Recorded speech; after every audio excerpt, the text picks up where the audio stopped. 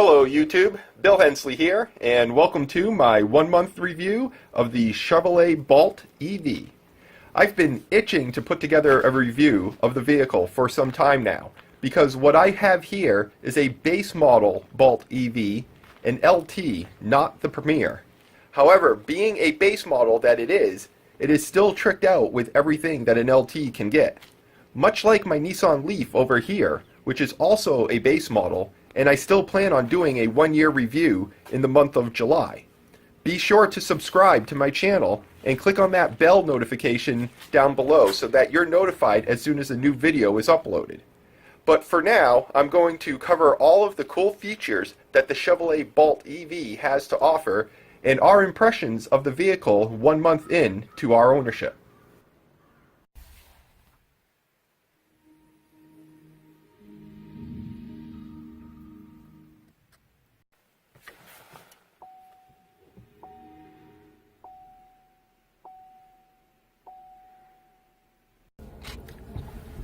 And so what other better way to start off this review but to have my beautiful wife, seeing how she's the one that's behind the wheel 9 out of 10 times, and she's the one that's driven this car more.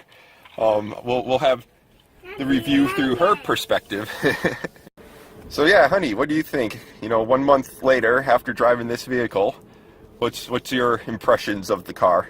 Yeah, I mean, I don't miss my Rogue. I'm not like, oh my god, I can't believe I gave up my gas-powered car for an electric vehicle. So we've been able to do everything that we need to do every day with it. So it's comfortable, and I definitely like the range. I mean, like for Easter, we were able to go up to where we needed to go for Easter, which was a mile away, which was an hour away, and then come home and not even think about charging because of the range on this vehicle. So far I like it, and it has all the bells and whistles, which none of my vehicles have ever had anything fancy in them. Right, and again, as I stated before, this is an LT model, and it has all the bells and whistles that an LT model can that they provide. So it's it definitely has features in here. I mean, the big thing, all Bolt EVs come with the infotainment center here. So whether you get a Premier or you get an LT, you're going to get this,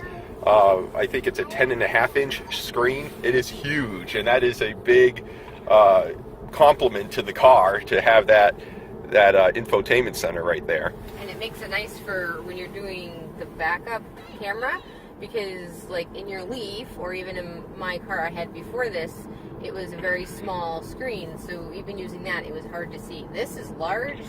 You can see your backup camera wonderfully. Sorry, I'm driving, so so it makes it much easier to see what's behind you and that you're not trying to look at this little tiny screen. And it does have the sensors if there's something off to your sides that you're not seeing, so it beeps at you when you're so backing up. That's the other thing I was talking about, where it's an LT model and it's well equipped. It has the what they call the driver confidence package. It has the all-weather package, I believe, or maybe that's what Nissan calls it, but it has the heated steering wheel and it has the heated seats. It also has the DC fast charging provisions, which we're going to be using in about a month from now when we take a trip. We're planning on going to Virginia and then back. So yeah, in about a month from now, we're going to take that trip. And that's I didn't quite look at the mileage, but it's further than Rhode Island, obviously. It's like 500. Yeah, it's 500. When I took my trip to Rhode Island, that was actually only like a 240-mile trip or something like that, one way. But I did that all in one day, so I did 488 miles on my Leaf in one day. Granted, we're not going to actually do the whole 500-plus mile trip in a day. We plan on going about halfway, because we do have the little one over here. Yeah, it's a long day. It's a long day for us, so we're gonna break it up. But we should have no problems with this vehicle, and we look forward to posting that online too once we take that trip. One of the upsides to having to stop and charge for anyone with kids is that on a long car trip, you're required to stop. When you stop for gas, you get out for maybe 2 seconds, and then you get back on the road. Here, you're required to stop, which I know with my little one makes it nice because he gets to wear some energy off, stretch for a little bit, and then move on on the road. So while it could be nagging to some people, they have to wait 2 hours to charge their car, in this case for the Bolt. For me, I'm looking at it as a convenience because it gets us to stop and take some time and enjoy our trip. Right, and I actually don't even think it's going to be 2 hours. I think that's worst case scenario. For what we're doing, we will probably be more in the 45 minutes to an hour and 15 or so, but we'll post about that once we actually take the trip, and we can show you, real world experience, what it's like charging the car, and, time flies when you're having fun. So if we're pulling into like a mall and we plug in and we start charging, 45 minutes go by and it might feel like, wow, it only feels like we just got here, so we'll talk about that once we do that video. You were talking about the heated steering wheel a little bit. I will say we live in Maine, and to have the feature of a heated steering wheel when it is 20 or below is a wonderful feature to have, because it gets really cold in the morning, even with gloves on, and it's nice to be able to come out and know that even if I don't have my heat at full blast, because we don't want to take all that energy, I can throw this on for a minute or two to heat up the steering wheel, and it helps at least take the chill out of it so it's not quite as bad. So I will say that it's definitely a feature that I've enjoyed. The other feature I've enjoyed is that when you auto start your car, before you come out in the morning to help warm it up, it automatically turns your seat warmers on for you, so that when you come out, not only is your car warm, but your seat is nice and warm, which, again, living in Maine, it's a little chilly here. So that is pretty cool. That we get to come in, and the minute you're sitting down, your seat warmers are already on. When you start the car, granted, they turn off, and then if you want to turn them back on, you can do so. So that is a feature that I've found since we've had the car in the last month. Mornings are still cold here. Even some days are still cold, so it's been nice to have that feature of turning on the car ahead of time and knowing that everything will be toasty warm when we get in. So another feature that I found I liked, granted, I'm not an electric car person. This is my first electric car. Granted, you've had one and I have not, but I didn't drive yours a whole heck of a lot before I had this one. So the panel, I find, gives me lots of information for someone who is not a pro at electric cars. I very much know what I have for range, and I know how to read my screen. So like right now, I can tell that I have 111 miles I can go if I keep where I am. I know that if the yellow bar drops going down, I know that my range is lower because I'm not being as efficient, which is obviously what I'm doing right now. I know if the green bar is going higher, then my range is further. So I find that it's a very it tells me what I need to know for a person who can't sit here and do all the math for kilowatts, and that's not me. I have other things to do with my time than try and figure that out. So I like that it tells me if I'm being efficient with my car or not being efficient very quickly by looking at the dash. Right. Basically, it brings your confidence up driving around. It's not like you don't have that worry like, oh, I'm just going to like run flat and I'm going to be on the side of the road, and you know where you stand as far as energy is concerned. And then like this screen right here, which I absolutely love, you can hit the energy screen and go to this right here, and it'll just show you like what your capacity is with this visual right here. So I love that. That's pretty cool. One of the other features we found that is a little bit more fun in this car is that we do have the option with our phones to use Android Auto. The one downside is with Android Auto, you do have to have it plugged in using a USB cord instead of just using your Bluetooth, so you have to actually remember to plug it in, which on my downside is I forget to do that a lot. Granted, I'm in the car for very short bursts, so it doesn't usually make a big difference. However, when you do have it plugged in, what's nice is I have a button here, and I can talk to it and say, hey Google, which Ben thinks is a riot and tries talking to my car all the time. And he actually says, hey Google. And you can talk to it as if you're talking to the phone itself or using that kind of feature. Tell me a joke or look up an address and give me directions, and use Google Maps to tell me where I'm going. So, and it puts it on this nice display screen, so it's nice and large and you can tell where you're going, and you're not squinting at it. So if you find that, oh, we're going to not go where we originally thought. It's very easy to ask it for new directions. So we'll certainly be using that on our trip down to Virginia, and we'll have more information to come. But for the little that we've used it around town or just to test it out, I've liked it so far. Like I said, other than the fact that I keep forgetting to plug the phone in, just because I'm not used to it. That's just for the Android Auto. The Bluetooth is automatic. It picks up, and even if you forgot to plug it in, you would still get your phone calls. Your phone calls and stuff would come through, so it's not like the phone wouldn't work. It's just if all of a sudden you decided you wanted to plug in a destination, unless it's plugged in, you wouldn't be able to do that until you pull over and plug in your phone, or have your passenger like me, which, you know what, I think I'll plug that in right now so we can get a visual of what the Android Auto looks like on the display here. So I just plugged in her phone right here, and it's actually initializing automatically, which is cool. So give it a second and you'll see the Android Auto pop up here. There we go. So and it already says that we are 11 minutes away from home because we've just been driving around here. So. Well, it also saves your home address, which is nice. So the first time I ever told it to go home, thinking it knew what my address was, it said it didn't have it and asked me what my address was, and now it saves it. So all I have to do in this case is it automatically brings it up, or I can say directions to home if I hit the button, and it will take me home. So that's nice that it saves it. I don't have to keep telling it my address over. So in order, since I'm driving and you don't want to be touching buttons on your screen, which is, you can do it that way, but I, you know, kind of like keeping my eyes on the road. So there is a button here on my steering wheel, can't talk here all of a sudden, that if I push the button and then talk to the car, it will hopefully give us what we want. We'll see if it, sometimes it, you know, like any apps, it doesn't always do what you want when it's the first time, so let's give it a try and see if it will listen to us. So what I forgot is that you actually have to hold the button and not let go of it in order for this to work. So you can tell how often I don't do this. So let's try this again. Directions, Hannaford, Augusta, Maine. Showing results for Hannaford, Augusta, Maine. There you go. That's cool. Yep. So then it shows you your results, and then you just have to click. And unfortunately, in this one, you do have to click your screen. So I would just suggest you not do it while you're driving if you can. But if you have a passenger like me, then I could just... Click which one. Yep. There's a waterfall, Ben.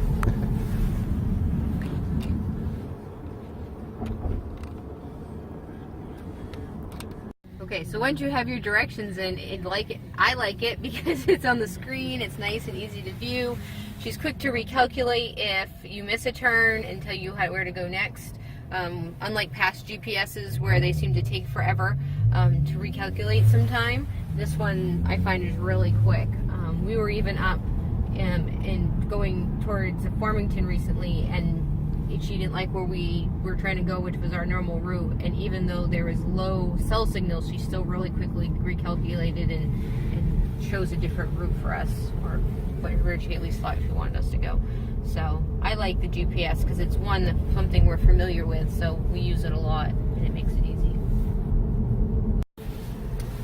So as you can see now, I'm starting to be more efficient. Of course, I'm in more stop and go traffic than I was before. So the green bar has started to rise above the 112. So it tells me that I can now start going a little bit further than the 112 if I continue to drive the way I'm driving now. So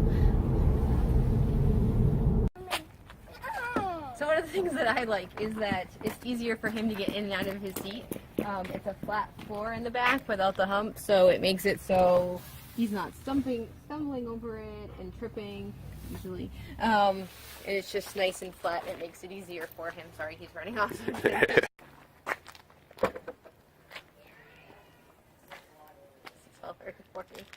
So the trunk so far we haven't used a ton. We've done groceries and that's pretty much it, and so far I find that it works. Our true test will be when we take our vacation here in a month to see how it fits everything that we're bringing, considering we are bringing a stroller plus suitcases and everything else you would need for vacation. So that will make this a little more interesting to see how it works, but for what we use in our life so far, this works perfectly fine. And I can reach it and close it even though I'm short, so. So now that you've heard from my wife and the features that she likes about the vehicle, what about some of the other techie features that this car has to offer? Other than the massive battery, which gives you the range that my wife particularly likes, what are some of the other features that this vehicle has to offer? One feature that I particularly like about the Bolt EV is the layout of the informational gauge clusters. I love having the digital speedometer front and center, and the size of it is absolutely wonderful. To the right, you can see the power consumption and the regen gauges. This is particularly useful when driving in L mode, as I love being able to see how much energy is being put back into the battery when coming to a stop or going down a large hill. To the left is something similar that many Nissan Leaf owners will recognize. This is Chevy's version of the Guessometer. But what I like about this version is that it gives you 3 different estimates based on your driving at a single glance. As my wife stated earlier, this is particularly useful for someone who may be new to electric vehicles, and even for those veterans of EVs, it's nice to have and comes off as a more user-friendly interface.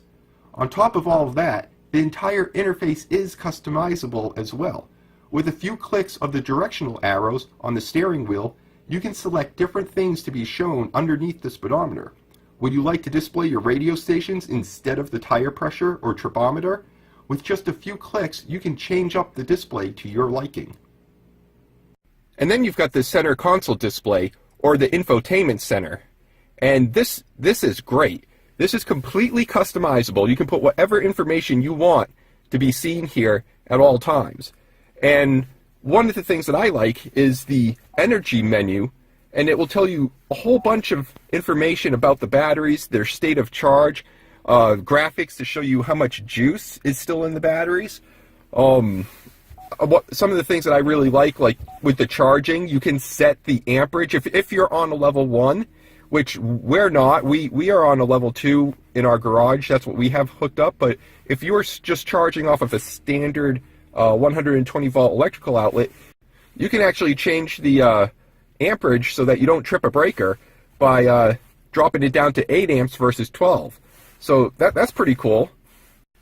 And here's another cool feature that I like, and at least with my car, because of the software version that I'm on, and I'm just going to show you the techies out there, that if I go to settings and I go down to, let's see here, software information, and I go to software update, over the air right now it says that I'm up to date. It says that I am on version 14.1.0. Now I know there's been some other versions that have come out, and it's addressed a few things, but nothing major. One of the things was the Android Auto is now full screen, going from here to here. But if you saw earlier, there was like a slight black bar that went down either side when the GPS was running. And we're fine with that. We would love to get it full screen, but we found out that if we do that, we would lose playback of MP4 files. And I don't know why that is, and I've been trying to talk to Chevy about what's going on there, and I haven't got a straight answer. So right now, I'm just going to stay on version 14.1.0.